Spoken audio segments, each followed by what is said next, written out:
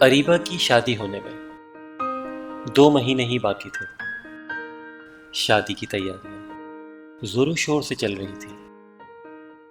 हर रोज उसके कजिन्स ढोल लेके बैठ जाते और सारी रात गाने गाते गाते गुजर जाती।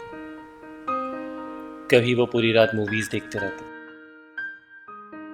वो सब अरीबा की मुमानी के आने के इंतजार में थे, जो कि कनाडा में रहती थी। उनके साथ सबको बहुत मजा आता था, और क्यों ना आता। रूहानी इल्म होने के साथ साथ मुमानी के पास किस्से कहानियां ही इतनी थी।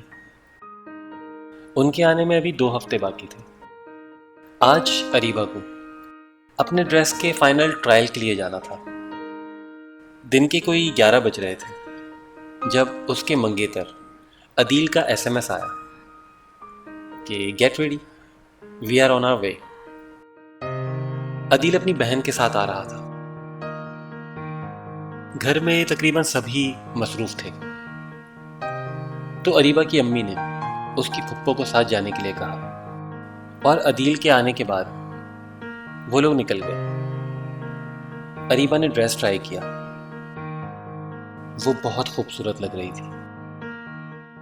बार बार अपने आप को शीशे में देख रही थी। उसका चेहरा खिला हुआ था। आंखों में अजीब सी चमक नजर आ रही थी। वापसी पे अदील ने फुप्पो की पुरजोर फरमाइश पे उनके घर लंच किया और अरीबा को ड्रॉप करके घर चला गया।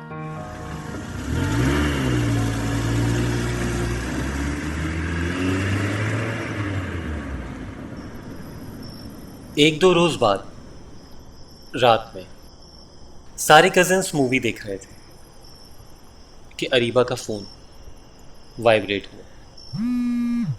उसने देखा कॉल अदील की थी। वो उठ के ऊपर अपने कमरे में आ गई। काफी देर अदील से बात करते करते ना जाने कब उसकी आंख लग गई। रात के किसी पहर उसकी आंख खुली। उसने देखा तो कमरे की छत की जगह खुला आसमान था। वो उठ के बैठ गई, इधर उधर देखने लगी। चारों तरफ सिर्फ कब्रें बनी हुई थी, और उसका बेड कब्रिस्तान के बीच कच्चे रास्ते में रखा हुआ था कि तभी एक आवाज की तरफ उसका ध्यान गया। यह आवाज गाड़ी का दरवाजा बंद होने की थी। अरीबा ने गाड़ी की तरफ देखा तो वहां एक आदमी खड़ा हुआ था। उसने ब्लैक कलर का रेनकोट पहना हुआ था और एक गोल हैट लगाई हुई थी, जिससे उसका आधा चेहरा छुपा हुआ था।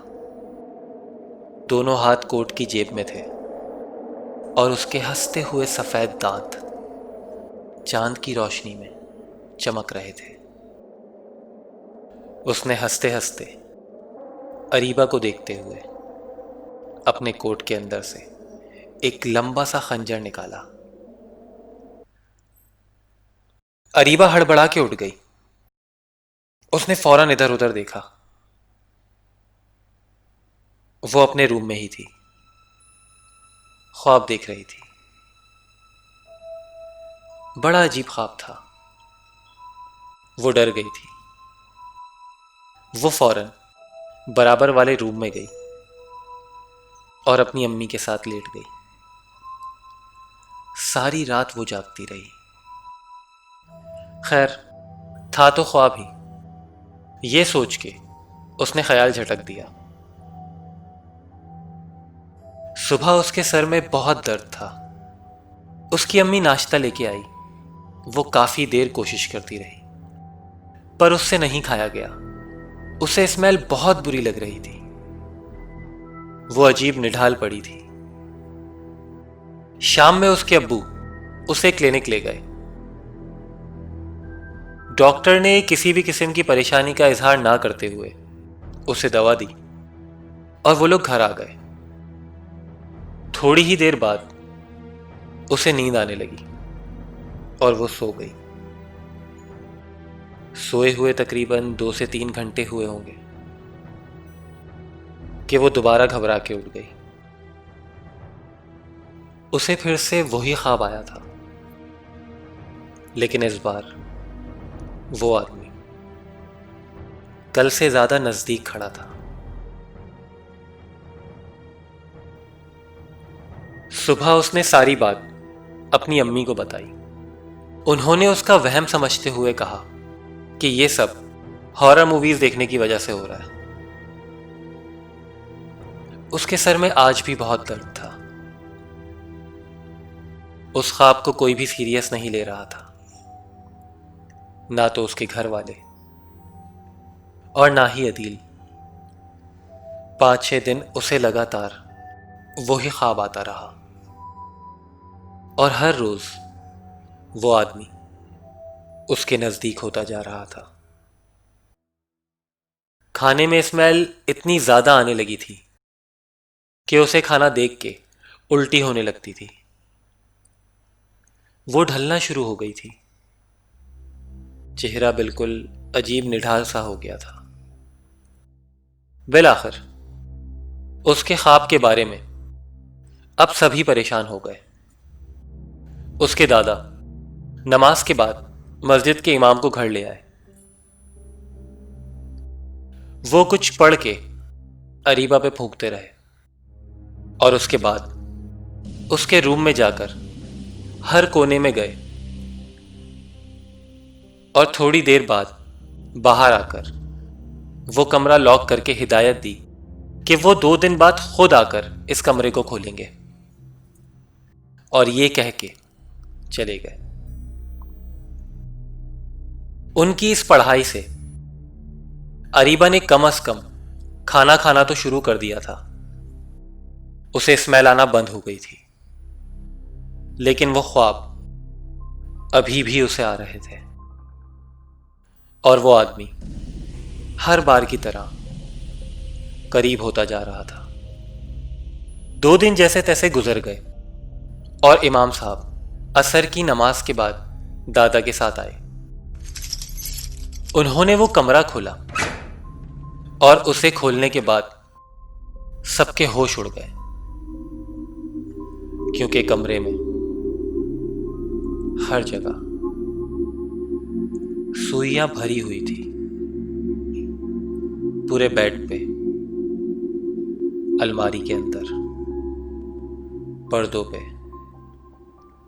ये देख के इमाम साहब ने उसके दादा से कहा कि ये मामला थोड़ा संगीन है और मेरे बस से बाहर है, लेकिन मैं एक शख्स को जानता हूं जो इस मामले में आपकी मदद कर सकते हैं। इमाम साहब अगले दिन ही एक बुजुर्ग को ले आए। ख्वाब आते हुए अब 11 दिन गुजर चुके थे। उन्होंने घर में आते ही कुछ पढ़ना शुरू कर दिया और अरीबा के रूम में चले गए। काफी देर वो कुछ पढ़ते रहे और फिर अरीबा की अम्मी को इशारे से रूम की सफाई का कह के बाहर आकर खड़े हो गए। जब तक सफाई हुई वो कमरे के दरवाजे के बिल्कुल बीच में खड़े थे और सफाई होने के बाद अरीबा और उसके अब्बू को लेकर कमरे में गए और कमरा बंद कर लिया। बीच बीच में अरीबा के अब्बू कुछ सामान लेने आते और वापस अंदर जाकर दरवाजा बंद कर देते। यह सिलसिला शाम तक जारी रहा और फिर शाम में वो बुजुर्ग अरीबा के अब्बू के साथ बाहर आए। उन्होंने बताया कि अरीबा सो गई, उसे सोने दें, अब कमरा बिल्कुल क्लियर है, लेकिन अरीबा के लिए मुझे थोड़ा वक्त लगेगा। आप लोग फिक्र ना करें, सब सही हो जाएगा। ये कह के वो चले गए। लेकिन मामला जूं का तू ही रहा। अरीबा कुछ देर बाद ही जोरदार चीख के साथ उठ गई और जोर जोर से रोने लगी। उसकी अम्मी और कुछ रिश्तेदार वहीं बैठे थे उन सब ने उसे चुप कराया। ख्वाब वही था और वो आदमी और नजदीक आ चुका था। लेकिन मसला अब इतना नहीं था, क्योंकि वो आदमी अब सिर्फ ख्वाब में नहीं बल्कि जागते हुए भी दिखाई देने लगा था।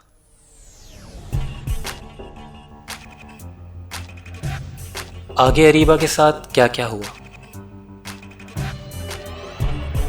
अगले एपिसोड में बताऊंगा।